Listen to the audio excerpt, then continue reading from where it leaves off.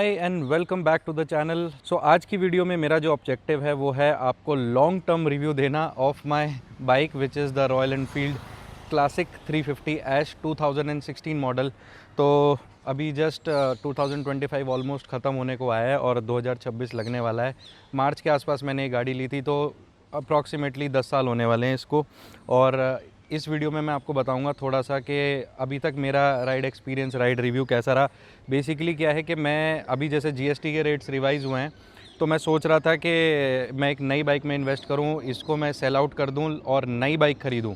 लेकिन मेरा ऑब्जेक्टिव इस वीडियो में ये है कि मैं आपको दिखाऊं कि मैंने वो क्यों उस डिसीजन को ड्रॉप किया, why I am still sticking on to my current classic 350। और अगर आपके पास ऑलरेडी एक क्लासिक 350 है और अगर आप अपग्रेड करने के बारे में सोच रहे हो इसी मॉडल को, तो उन लोगों के लिए वीडियो है, ताकि वो लोग ये समझ पाएँ कि मैंने क्या क्या मॉडिफिकेशंस इस बाइक के ऊपर किए हैं, जिससे इसका कंफर्ट लेवल और इसका जो राइड क्वालिटी है वो ओरिजिनल की तरह ही बल्कि उससे ज़्यादा ही इम्प्रूव हो चुका है। जो अब वर्जन आ रहा है आपका जे सीरीज़ का, जो अभी के जो लेटेस्ट वर्जन आ रहे हैं, जिनकी जो अभी की प्राइसिंग है जैसे वो 2-2.5 लाख के आसपास की आती है। ये जब मैंने ली थी आज से 10 साल पहले, तो इसका कॉस्टिंग 1,68,000 के आसपास था। चलाते हुए भी मुझे इस पर टाइम हो चुका है, काफ़ी सारे मैंने इसमें एड ऑन्स किए थे पहले भी और अब हटा भी दिए थे। लेकिन अब फाइनली सारा R&D रिसर्च करने के बाद ये फाइनल एक आउटपुट बाइक का निकल के आया है, तो वो मैं आपको इस बाइक के बारे में बताऊंगा। और अगर आपके पास ऑलरेडी है तो मेरा रिकमेंडेशन ये है कि अगर आप नई में अपग्रेड करना चाहते हैं 350 सीसी में, और अगर आप अपनी करंट वाली बाइक को बेचने के बारे में सोच रहे हैं, तो पहले इस वीडियो को एंड तक देख लो। मैंने जो जो चीज़ें कराई हैं, जिस बजट में कराई हैं, वो सारी चीज़ें मैं आपको बताने वाला हूँ। बहुत ही ज़्यादा मिनिमलिस्टिक, बहुत ही ज़्यादा, ऐसा भी नहीं कि बहुत ही ज़्यादा धाकड़ गाड़ी बना दी हो मैंने, बहुत ही ज़्यादा मिनिमलिस्टिक यूटिलिटी की चीज़ें इसके अंदर लगवाई हैं।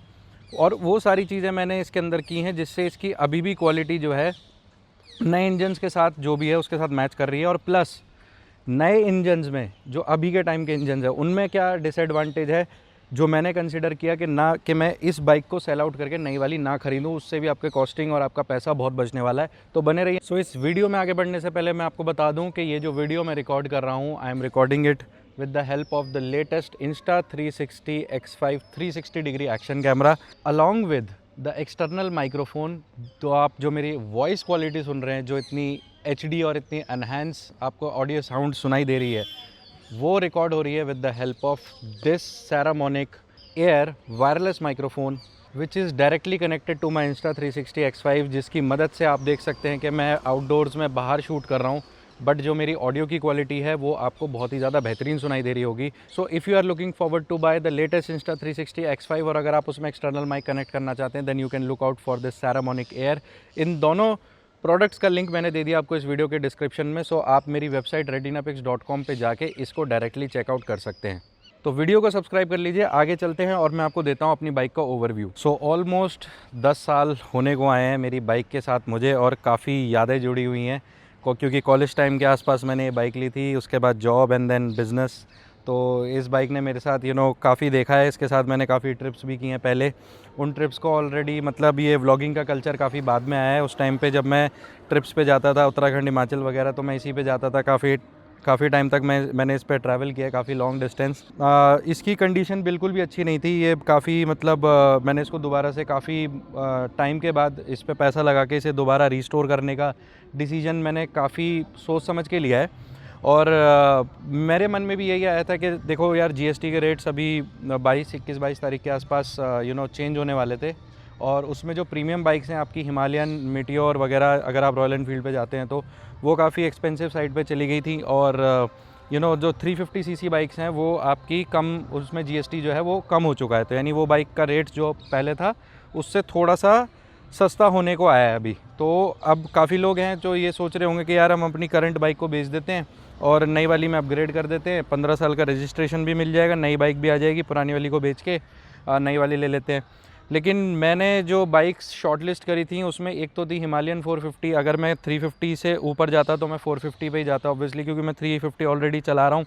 तो सेम बाइक में ही री इन्वेस्ट करके एक नई ला के मेरे को कोई एक फ्रूटफुल डिसीजन लगा नहीं। ऑल्दो उसमें जो कुछ एक्स्ट्रा फीचर्स हैं जो आपके इस वाले मॉडल में नहीं आते थे, लेकिन वो इतने वैसे फीचर्स नहीं है कि जिनके बिना मैं मतलब रह ना पाऊँ, क्योंकि इसकी राइड क्वालिटी, इसकी जो सीटिंग पोजीशन है उसके साथ मैं काफ़ी हद तक कंफर्टेबल हूँ। और अगर मैं जाता तो फिर मैं 450 सीसी पे जाता या फिर मीटियोर पे जाता। मीटियोर का भी मैंने प्लान ड्रॉप कर दिया बिकॉज उसकी ग्राउंड क्लियरेंस का प्रॉब्लम है और उसमें काफ़ी टाइम से चेन का एक प्रॉब्लम आ रहा है। मैंने काफ़ी रिव्यूअर्स से सुना है कि उसका जो चेन है वो चलते चलते ड्रॉप हो जाता है और उसके पार्ट्स भी ईजिली अवेलेबल नहीं होते। मेरा ऑब्जेक्टिव यही है कि मैं रिमोट अगर लोकेशंस पे भी जाऊं तो मेरे को इन सब चीज़ों की रिपेयर वगैरह की दिक्कत ना आए। एंड इवन क्लासिक 350 में मैंने जो अपग्रेड करने का प्लान है वो इसलिए ड्रॉप कर दिया क्योंकि जो नए जे सीरीज़ के इंजन आ रहे हैं और जो हमारे रोड साइड जितने भी मैकेनिक्स हैं जो बुलेट का काम करते हैं, इवन रिमोट एरियाज़ वगैरह में भी, तो उनको ये जो मेरी बाइक का ये जो कार्बोरेटर इंजन है ना, तो इस वाली बाइक में आता है ये कार्बोरेटर वाला इंजन। तो इसके साथ इसकी कोई भी अगर प्रॉब्लम आती है, कुछ भी आती है, तो इसको लोकल मैकेनिक को इस वाली बाइक को रिपेयर करना ज़्यादा ईजी है as compare to the new version. तो ये भी एक बहुत बड़ा फैक्टर है क्योंकि आप रोड साइड असिस्टेंस तो ले लोगे लेकिन आप मतलब कब तक उस पर रिलाई कर सकते हो। ज़रूरी नहीं है कि आपको मतलब इंस्टेंट कुछ ना कुछ एक रेजोल्यूशन मिल जाएगा। वो आपकी बाइक अगर आप कहीं ट्रिप पे गए तो आपको वो टो करवा के सर्विस सेंटर ले जानी पड़ेगी, वहीं पे जाके रिपेयर होगी और कोई रोड साइड लोकल मैकेनिक उसको रिपेयर नहीं कर सकता। तो ये एक बहुत बड़ा ड्रॉबैक है। ये वाला काफ़ी टाइम से इंजन मार्केट में है, तो कोई भी बंदा है अगर कुछ भी इशू आता है, कुछ भी टेक्निकल फॉल्ट आता है, कुछ भी आता है, तो ये कहीं पे भी रिपेयर हो सकती है। एक बहुत बड़ा फैक्टर था। तो चलिए जल्दी से चलते हैं मेरी बाइक के पास। आप देखिए स्क्रीन पर कि मैंने बेसिकली क्या क्या बेसिक मॉडिफिकेशंस अपनी बाइक में कराए हैं। आपको देख के अभी ये भी नहीं लग रहा होगा कि मैंने इसमें कुछ मॉडिफाई भी करा है, बट मैं आपको डिटेल में एक एक चीज़ बताऊंगा कि मैंने अभी तक इसमें क्या क्या मॉडिफिकेशन करा है। और बेसिकली मेरा मॉडिफिकेशन कराने का मकसद ये नहीं था कि बाइक ज़्यादा ही बहुत ज़्यादा अलग सी दिखे या बहुत ही ज़्यादा ओवरलोडेड दिखे। मेरे को सबसे ज़्यादा डिसेंट मॉडिफिकेशन चाहिए थी कि जिसमें कोई ट्रैफिक रूल्स का भी कोई भी वायलेशन ना हो, प्लस दिखने में भी अच्छी लगे, प्लस वो सारी यूटिलिटी की चीज़ें हों मेरी बाइक में जो एक कंफर्टेबल राइड के लिए ये ज़रूरी होती है। तो स्टार्टिंग करते हैं यहाँ फ्रंट से। तो फ्रंट में अगर आप यहाँ पर देखेंगे तो टायर एज इट इज़ है जैसा स्टॉक कंपनी से आया था। मैंने कोई अलॉय व्हील्स का इसमें काम नहीं कराया क्योंकि स्पोक व्हील्स वगैरह काफ़ी सही रहते हैं ऑफ रोडिंग के टाइम पे। ऑल्दो ये ट्यूबलेस नहीं है, ये ट्यूब टायर है, लेकिन मैं यही सोच रहा हूँ कि ये मतलब कहीं भी अगर पंचर होता है तो पंचर तो रिपेयर हो ही जाता है। तो ऐसा कोई मेजर कंसर्न नहीं है क्योंकि बहुत ही ज़्यादा ऐसी रिमोट लोकेशंस पे तो मुझे नहीं जाना है जहाँ पे कोई आदमी ही ना हो। तो अभी तो मेरा कोई ऐसा फोकस नहीं है। चलाने के लिए सिटी में ये टायर सबसे बेस्ट है जो कंपनी की तरफ से आया हुआ है। ठीक है, आगे ऑलरेडी इस वाली बाइक में डिस्क ब्रेक आता ही है, विदाउट ABS आता है। तो नई वाली जो बाइक है उसके अंदर आपको ABS मिलता है।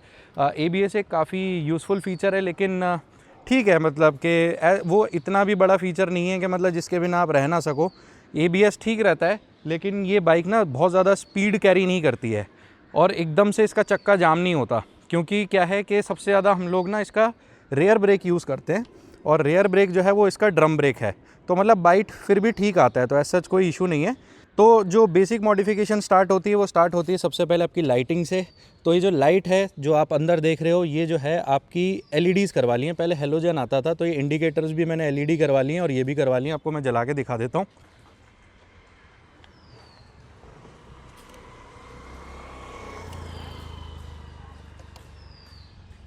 तो जैसा कि आप यहाँ पर देख सकते हैं, मैंने क्या किया है अपनी बाइक में यहाँ पे LED लगवा ली है और इस LED का रात को थ्रो काफ़ी अच्छा आता है। तो आप अपनी बाइक में, अगर आपके पास ओल्ड बाइक है तो आप उसमें ये इस तरीके से LED लगवा सकते हो। मैंने ये जो पार्किंग लाइट्स हैं ये भी मैंने इसकी LED करवा ली हैं, प्लस मैंने इसके जो इंडिकेटर्स हैं वो भी मैंने इसमें LED लगवा लिए हैं। तो आगे के लाइट्स और आगे का आपका ये एक फॉग लाइट मैं चाहूँ तो लगा सकता हूँ, लेकिन अभी मैं फॉग वगैरह में नहीं जा रहा हूँ। तो अगर लेटर ऑन में देखूँगा, अगर वो लगाने की ज़रूरत पड़ेगी तो लगा लूँगा, अदरवाइज़ इसका थ्रो काफ़ी अच्छा आता है। तो ये पूरी के पूरा जितना भी लाइटिंग सेटअप है ये सारा LED हो चुका है। इवन टेल की जो लाइट्स हैं ये सारा, ये सब कुछ ओवरऑल ये सारा LED हो चुका है। दूसरी चीज़ अगर आप यहाँ पर देखें तो अभी क्या है कि जैसा ये आता था ओरिजिनली हेलोजन लगा हुआ है, तो ये वाली लाइट जो है ये हेलोजन ही है। वाइट लाइट मैंने कोशिश करी थी, 20-25 रुपये का बल्ब आता है LED का, लेकिन मैंने अभी वो नहीं लगवाया। मैंने यही सोचा कि अगर कभी ये ख़राब होगा तब लगवा के देख लूँगा। 20-25 रुपये का, 100 रुपये का ही खर्चा आएगा लेबर का। तो मतलब ये जैसी लाइट थी वैसी ही थी, सिर्फ ये पार्किंग लाइट्स, ये पूरा का पूरा ये लाइटिंग सेटअप है, ये मैंने पूरा का पूरा ये आपका LED करवा लिया है। प्लस जितना भी ये लॉकिंग मैकेनिज़्म है, यानी ये जो चाबी है जो ओरिजिनली आई थी जब मैंने इसको परचेज़ किया था, तो इसका पूरा का पूरा लॉक सिस्टम जो है ये पूरा का पूरा मैंने चेंज करवा लिया, क्योंकि वो चलाते चलाते ना काफ़ी मतलब वो फ्री हो गया था। तो अब ये जो लॉक सिस्टम है सारा का सारा यहाँ का, और आपकी ये वाली चाबी ये ना यहाँ की, तो जहाँ जहाँ भी चाबी लगती है, आपका ये जो टैंक हो गया, ये टैंक का ये वाला हिस्सा, ये सारा मैंने सब कुछ नया लगवाया इसके अंदर।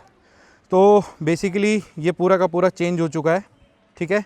उसके बाद आते हैं हैंडल बार पे। तो हैंडल बार पे जैसा कि हम यहाँ पर देख पा रहे हैं, मोबाइल फ़ोन लगा करके नेविगेशन करते हैं। अगर आपको कहीं भी जाना है तो आप इसमें अपना स्मार्टफोन अटैच कर सकते हो, वाटरप्रूफ है। ये बोबो का एक मोबाइल होल्डर है, मैं आपको लगा के दिखा देता हूँ। तो ये मैंने ऑर्डर कर दिया था, इसका मैं लिंक आपको इस वीडियो के डिस्क्रिप्शन में दे देता हूँ। तो आप इसको इस तरीके से अपनी बाइक पे लगा सकते हो, और इस तरीके से आप अपना गूगल मैप्स यहाँ पर चालू कर सकते हो। आप इसको पोर्ट्रेट पोजीशन में भी लगा सकते हो, लैंडस्केप में भी लगा सकते हो। बहुत ही ज़्यादा क्लियर विजिबिलिटी आती है इसकी, और ज़्यादा कोई दिक्कत भी नहीं होती। तो ये काफ़ी यूटिलिटी की काफ़ी अच्छी चीज़ है। तो इसको तो आपको चाहिए ही चाहिए, चाहे आप मोबाइल कोई भी बेसिक कैरियर कैरी कर लो, या फिर आप ये वाला होल्डर लगा लो। ये काफ़ी अच्छा है, क्योंकि अगर आप ऑफ रोड्स पे जा रहे हो तो इसके नीचे यहाँ पे वाइब्रेशन डैम्पर भी है, तो आपको काफ़ी अच्छी स्टेबिलिटी मिलती है। और आपका फ़ोन जो है वो काफ़ी हद तक प्रोटेक्टेड रहता है, क्योंकि इसके अंदर कोई विंडशील्ड नहीं है।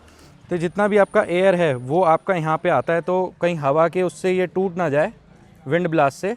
तो उसके लिए ये काफ़ी अच्छा एक्सेसरी है। इसका भी लिंक मैंने दे दिया आपको डिस्क्रिप्शन में। If you want to buy that for your bike और क्लासिक 350, वो आप कर सकते हैं। कंफर्टेबल पोजीशन के लिए मैंने एक बहुत बड़ी गलती कर दी थी इस बाइक में। ये क्लासिक 350 है, लेकिन मैंने यूट्यूब वीडियोस देख के मैंने ना इसमें RD 350 यामाहा का जो है वो मैंने हैंडल बार लगवा लिया था। जैसा आज की डेट में गोवन क्लासिक का आता है ऊपर वाला, वैसा वाला हैंडल हो गया था। लेकिन मैंने उसको चेंज कर दिया, क्योंकि उससे क्या हो रहा था ना, टर्निंग रेडियस जो था ना, उससे को मूव करने में काफ़ी, लेफ़्ट राइट करने में काफ़ी दिक्कत हो रही थी। ऑल्दो वो एक कंफर्टेबल हैंडल है, क्रूज़र का हैंडल है, लेकिन इस बाइक के साथ आपके अर्गोनॉमिक्स मैच नहीं होते हैं उस वाले हैंडल से। तो लोग काफ़ी बोलते हैं कि भाई RD 350 ले लो, उससे हैंडल बार राइज हो जाएगा, आपका ऊपर हो जाएगा, लेकिन उससे कोई फ़ायदा नहीं, क्योंकि इसका जो टर्निंग रेडियस है वो बिल्कुल बेकार हो जाएगा। तो जो ये क्लासिक 350 स्टेल्थ ब्लैक एक मॉडल आता था, क्योंकि मैं इसको ज़्यादातर ब्लैक और वाइट के कॉम्बिनेशन में ही लगाना चाह रहा था, तो क्लासिक 350 का स्टेल्थ ब्लैक वाला एक मॉडल आता है, उसका मैंने हैंडल बार इसके अंदर लगवाया, जो कि है ब्लैक कलर का, जो आप यहाँ पर देख सकते हो। रेगुलरली वो जो हैंडल्स आते हैं इसमें, वो आते हैं आपके क्रोम कलर में, यानी ऐसे स्टील वाले कलर में आते हैं, ऐसे लोहे के कलर में आते हैं वो। तो ये वाले इस वाले कलर का आता है ओरिजिनली हैंडल, सिल्वर कलर का, लेकिन वो ना लगा के मैंने यहाँ पे लगा दिया है ये stealth black, classic 350 stealth black का हैंडल बार। उसी के साथ में आप यहाँ पर देख पा रहे होंगे, क्योंकि ये ऐश कलर है, ये बहुत ही लिमिटेड एडिशन कलर आया था इस रॉयल एनफील्ड क्लासिक 350 में, और मेरे को सबसे best of the best colour यही लगता है। अपने सूटेबिलिटी के अकॉर्डिंग आपको कोई भी कलर पसंद आ सकता है, बट मेरे को इस बाइक का यही वाला कलर सबसे बेस्ट लगता है। डे लाइट में सबसे ज़्यादा विजिबल रहता है, इवन नाइट्स में भी विजिबल रहता है। प्लस ये वाइट कलर है, तो काफ़ी मतलब मेरे को वाइट कलर काफ़ी सूट करता है। हीट एब्जॉर्ब करने के बजाय बल्कि ये हीट को रिफ्लेक्ट कर देता है, तो गर्मियों में भी आपकी बाइक बहुत ज़्यादा गर्म नहीं होगी। उसके हिसाब से ये कलर काफ़ी अच्छा है। और इसके साथ में ब्लैक का एक कॉम्बिनेशन जो बैठ रहा है वो काफ़ी अच्छा बैठ रहा था। तो ये आप देखेंगे जो ओरिजिनल आपके आते हैं वो ना लगा के, वो मेरे पास अभी भी रखे हैं ओरिजिनल वाले, बट मैंने ये ब्लैक कलर वाले ये मिरर्स लगवा दिए हैं। ये थोड़ा सा ओरिजिनल से कम वाइब्रेट होते हैं। तो होता क्या है कि क्लासिक 350 में आपको ऑलरेडी पता है कि जब आप इसको चलाते हो तो हैंडल बार पे आपका वाइब्रेशंस आते हैं। तो वाइब्रेशन से क्या होता है कि आपका ये जो मिरर है ना, रियर साइड मिरर, ये भी काफ़ी हिलता है। तो ओरिजिनल तो काफ़ी हिलता ही है, उसका बैलेंस भी जल्दी बिगड़ जाता था, लेकिन ये वाला जो है ये काफ़ी हद तक स्टेबल है, मेरे को काफ़ी अच्छा लगा। रियर की विजिबिलिटी भी इसकी काफ़ी अच्छी है, जैसा कि आप यहाँ पर देख सकते हो। और मतलब ये ब्लैक कलर में है तो मुझे काफ़ी अच्छा लगा। प्लस जो चीज़ें यहाँ पे हुई हैं वो भी मैं आपको बता देता हूँ। ये अगर आप देखेंगे स्विचेस, ये सारे मेरे फ्री हो चुके थे, बेकार हो चुके थे, तो ये मैंने पूरा का पूरा ये सिस्टम चेंज करवाया है। अब मैं ये सोच तो रहा था कि ये मैं जे सीरीज़ वाले लगवा दूँ, जिसमें वो नया वाला आया है, क्या बोलते हैं आपका स्टार्ट स्टॉप वाला जो सेल्फ स्टार्ट है। तो लेकिन मैंने सोचा, मैंने कहा नहीं यार, वो कंपैटिबल भी नहीं हो रहा था, और जो अगर वो लगता भी तो जुगाड़ से लगता और कोई फ़ायदा नहीं था उसका। तो ये मैंने ऑलरेडी जैसा था मैंने वैसे ही रिटेन किया, इसी को बिल्कुल नया का नया लगवा दिया है मैंने। और उसमें कुछ भी कोई एज सच कोई ख़ास फंक्शनैलिटी नहीं थी। मेरे को स्टार्ट करने में ये बटन दबा के इसको स्टार्ट करने में कोई दिक्कत नहीं है। तो ये मेरे को काफ़ी पुरानी आदत भी है, और मेरे को सही है कि किल स्विच सीधा किया, और इसको जैसे ही हमने यहाँ पे ऑन किया बाइक को, तो यहाँ पे हमने इसको दबाया और इसको जस्ट यहाँ पे प्रेस किया और आपकी बाइक स्टार्ट हो गई।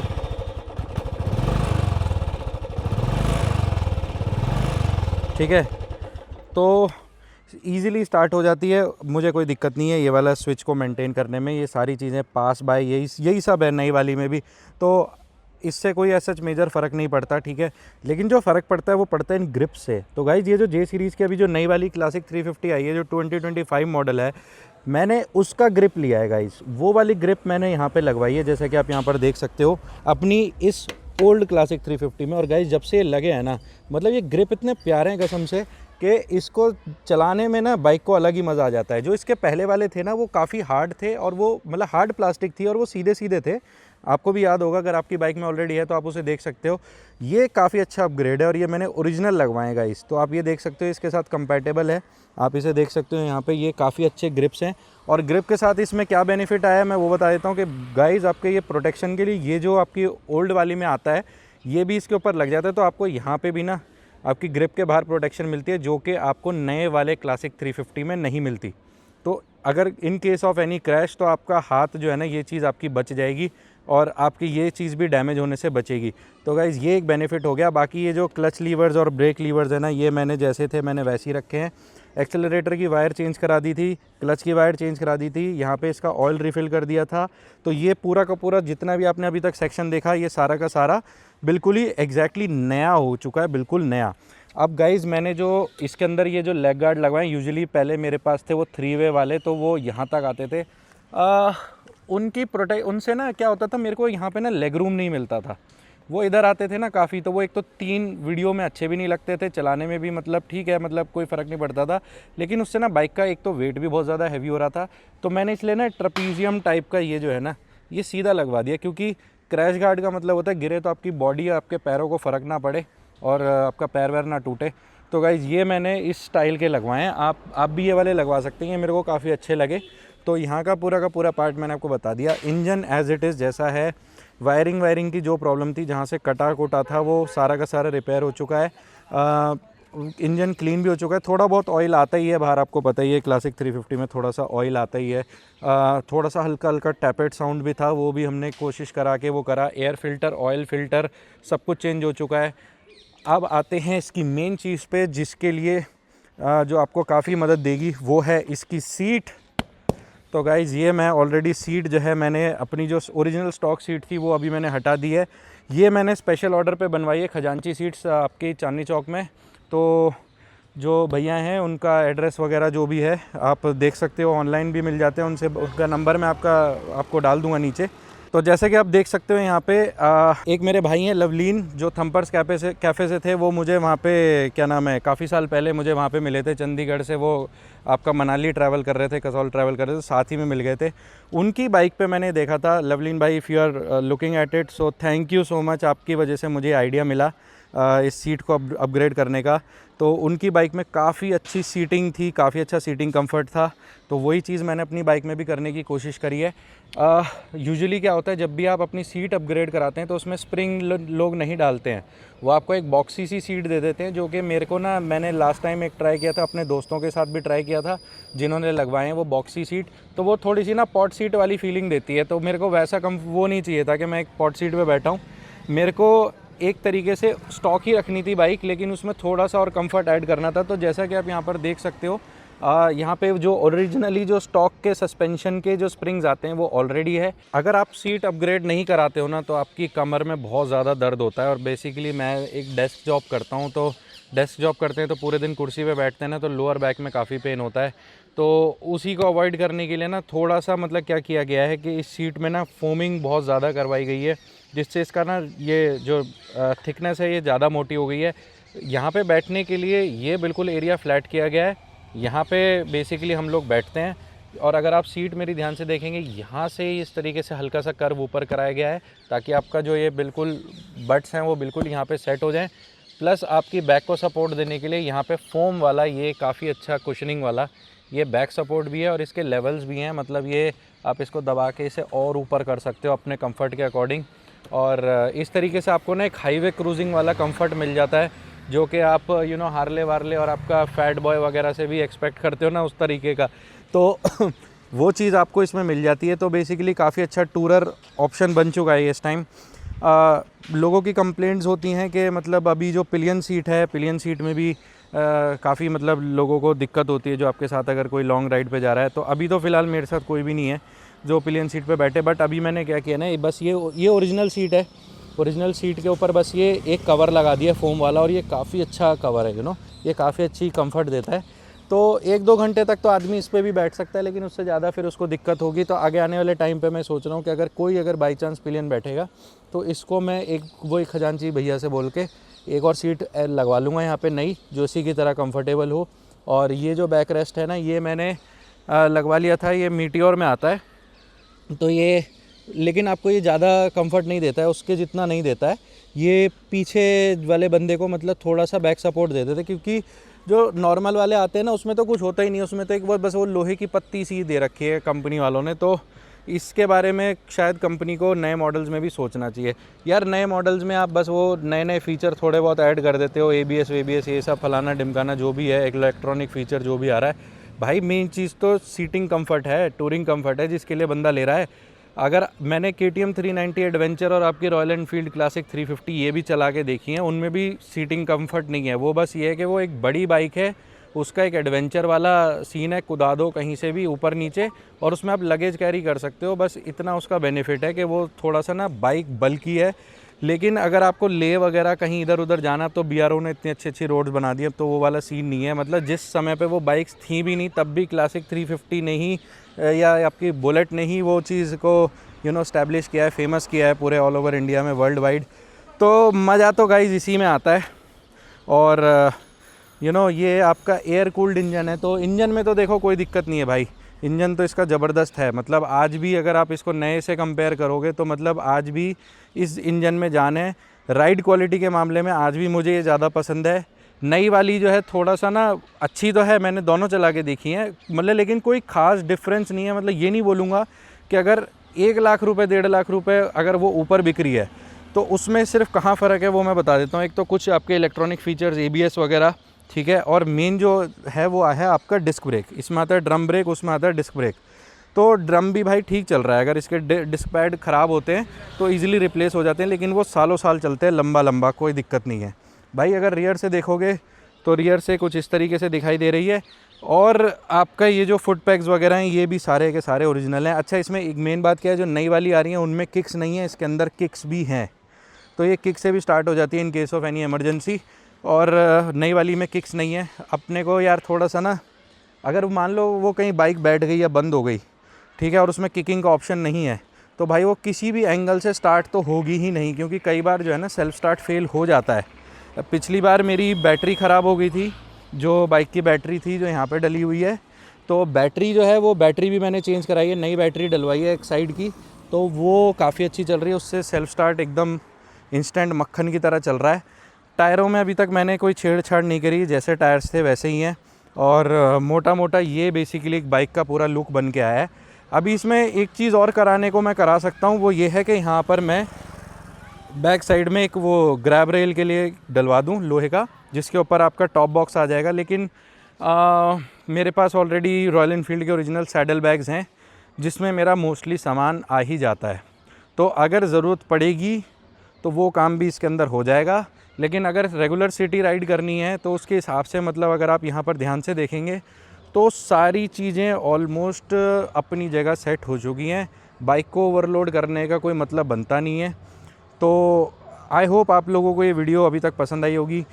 ये जो चेंज हैं, चेंज मैं अपने ल्यूब करता रहता हूँ time to time, engine oil अपना हम लोग चेंज करते रहते हैं टाइम टू टाइम। और सबसे बड़ी बात, एग्जॉस्ट गाइज़, मेरे को ना गुरसेवक का डॉल्फिन एग्जॉस्ट काफ़ी पसंद है, लेकिन आप भी जानते हो कि रूल्स कुछ ऐसे हैं कि अगर आपने गलती से भी अगर अपना स्टॉक एग्जॉस्ट हटाया तो आपको चालान भरना पड़ेगा, बहुत तगड़ा वाला। तो गाइज़ ये चीज़ जो है जैसी कंपनी ने बना के दी है बिल्कुल वैसी की वैसी है, इसमें कोई छेड़छाड़ नहीं करी गई है। और लेकिन अगर मैं इसको आज की डेट में यानी 2025 के मॉडल के साथ कंपेयर करूं तो इसका जो एग्जॉस्ट नोट है वो आप सुन के देखो, आपको मज़ा आ जाएगा। क्योंकि ये है अब तो पेट्रोल में भी E20 का अपडेट जब से आया है, तो मतलब मैंने देखा है, मीटियोर भी देखी है मैंने, क्लासिक 350 भी देखी है, मतलब वो साउंड नहीं है जिसके लिए हम इस बाइक को ख़रीदा करते थे। तो ये एग्जॉस्ट नोट सुनो आप इसका।